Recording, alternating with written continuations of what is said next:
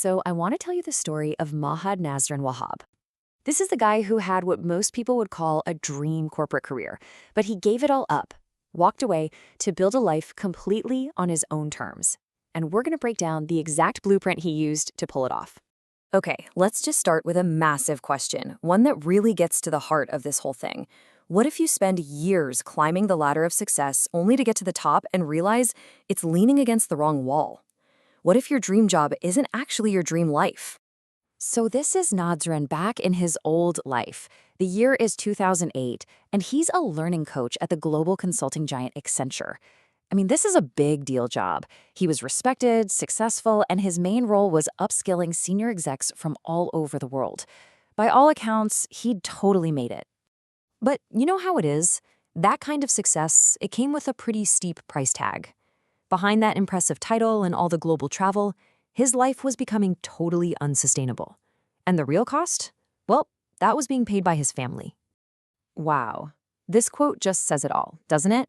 He was living in Rawang and working in Putrajaya, which meant a 140-kilometer commute every single day. He would leave before his kids were even awake and get home after they were already asleep. Even his weekends were often eaten up by work. He was literally missing his kids growing up one day at a time. So in 2015, he did it. He made what he calls a bungee jump from a steady, stable salary into the complete uncertainty of self-employment. But here's the crucial part. This wasn't some blind leap of faith. Oh no, this was an incredibly calculated move, and it was backed by a detailed, long-term plan he'd spent a whole year putting together. And when I say a plan, I mean, just look at the foresight here. He mapped out the next 12 years of his career, breaking it all down into 6 manageable 2-year chunks. He started as a presenter, right, just to build his brand. Then he'd become a creator, developing his own intellectual property. From there, a licensor, so he could scale his impact by teaching others. And the final stages, going into a national, then regional, and finally, a global consultant. This is strategy in action. It's how you make a huge, scary risk feel totally manageable. Now, a plan is one thing, right? But you need a compass for when things get tough, for when the map doesn't match the terrain. Nazrin operated on a set of core principles that really became the foundation for his entire new career. Let's dig into a couple of them. So the first principle, which he learned from his mentor, was simple but incredibly powerful. Go beyond the money. Now, this isn't about working for free. It's about putting service, integrity, and your relationships way ahead of chasing the immediate paycheck. He tells this fantastic story about showing up an hour late for a public course he was teaching. He was mortified, right? So he apologized and made this incredible offer, a free 1-day program to any participant who wanted it for their company. Only one person took him up on it.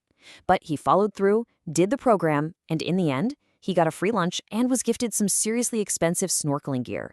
A totally unexpected reward, just for an act of integrity. See, this principle pays off in ways that money just can't touch. It builds this incredible amount of trust. It fulfills what he calls a debt of promise. And like we just saw, it creates goodwill and opportunities that you could never, ever plan for. Okay, the next principle is so practical, it's almost a cheat code. You don't have to reinvent the wheel. Just find people who have already done what you want to do and simply model their path. It saves you so much time, energy, and a ton of guesswork. And here's a perfect example. His mentor, a guy named Rizal, was getting all this international work through his LinkedIn profile. So Nazrin's mentor told him to clean up his own profile. And he did, following his mentor's lead. And what happened? Boom! He started getting invited for work in Cambodia and Brunei.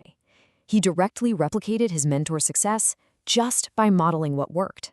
But of course, no plan, no set of principles ever survives contact with a real crisis. The pandemic in 2020 was a massive test for his entire industry, and this is where Nazrin's philosophy really paid off. The difference in what he did versus everyone else was just stark.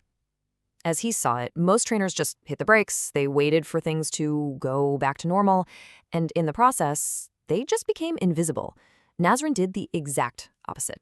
He immediately pivoted online, created a massive 20-hour virtual class series, which not only kept him in business, but made him more visible than ever before. His core insight was this: a downturn is the perfect time to gain market share. Think about it. When all your competitors go quiet, it's your chance to be loud by being first and being the best. During that downtime, he made sure he was the one everyone thought of when the market started coming back. All right, so now that we've seen his journey, let's pivot a little. Because Nazran's goal isn't just to tell his story. It's to provide a real, actionable framework for anyone else out there who's thinking about making their own break. And it so often starts with this one nagging question, doesn't it? The one that just paralyzes so many aspiring entrepreneurs and freelancers before they even take the first step. That little voice in your head asking, am I actually good enough to do this? Well, Nazran has a simple little diagnostic tool to answer that question. He says expertise stands on 3 pillars. First, you have knowledge, the facts, the theories, what you've studied. Second, you have experience, where you've actually applied that knowledge in the real world. And third, you have teaching, your ability to share that knowledge and experience with someone else. If you have all 3, then yes, you are more than qualified to teach someone who's just one step behind you. And this is what that whole journey looks like. On the left, you see a state-of-the-art corporate classroom at Accenture. And on the right, that's the Sky Room, a cozy private learning space he built himself. It's just a powerful visual, isn't it? The transformation from employee to owner, from a path someone else designed, to a life he designed himself. And in the end, this is the real payoff. It's not just about the financial success. It's about the freedom, the ability to take his kids to school, to be there, to actually own his own time. It's that sweet, indescribable feeling of independence and opportunity.